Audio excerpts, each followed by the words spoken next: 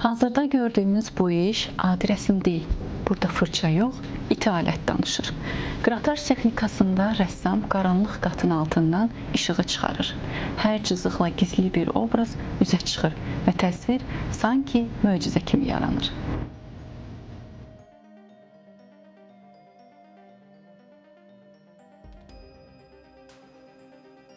Uşaqlıqdan əslində atam memar olub, yəni ona baxmışam, onu çox şəkil çəkirdi, yəni şəkillər çox olurdu.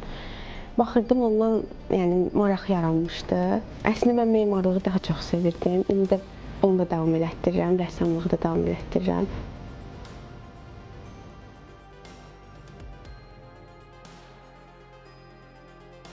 Bugünə qədər 20-25-dən çox şəkillər işləmişəm. Ən çox ağ-qara işləyirəm. Bu işi seçməyimin səbəbi ağ-qaranı sevməyim idi elə. Əslində biraz bu çox vaxt aparır. Birinci yağlı pastel boya vurulur. 1 saat, 2 saat belə deyək qalır. Sonra qara quaş çəkilir. O da bir gün qalıb qurumalıdır.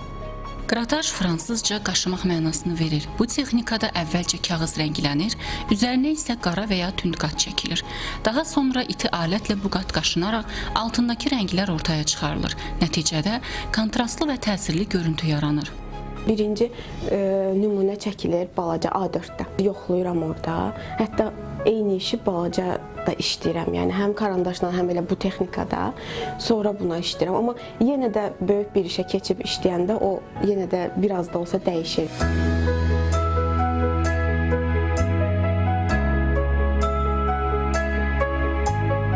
Bu işi sərgidə işləmişdim. Yəni mən sərgi olanda orada olmuşdu bu. Demək belə baxanda çox sadə bir şey görsənir. Amma hər bir şeyin mənası var. Baxın, bu zəfər sözüdür. Bu zəfərin F hərfidir. Baş hissəsi də xarı bülbülə bənzədilib. Sonra bu sonsuzluq zəfərin sonsuz olduğunu bildirir. Üzərindəki dəmir yolu Zəngəzur dəhlizini bildirmişəm. Sonra baxın, buradan gedən bu yol Şuşa yoludur. Və bunu belə tərs çöndərəndə də, çevirəndə bu 8 noyabr oxunur.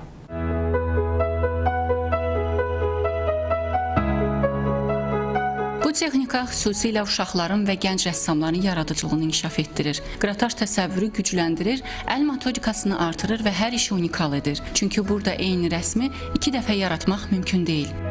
Hər şəkil çəkmək mümkün deyil. Əsasda portreti. Çünki burada misal üçün hansısa bir xətti çəkdin, başladığında o elə bir şeydir ki, o əyri gedə bilir. Ona görə portretdə o mümkün deyil. Amma başqa işləri çəkəndə o əyri gedibsə, artıq onun üzərində o iş davam olunur.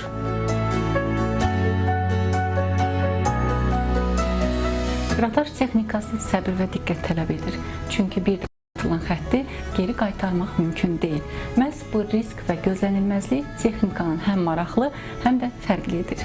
Mədinə Cəlal, Əli Abbaslı, Səhər Çağı.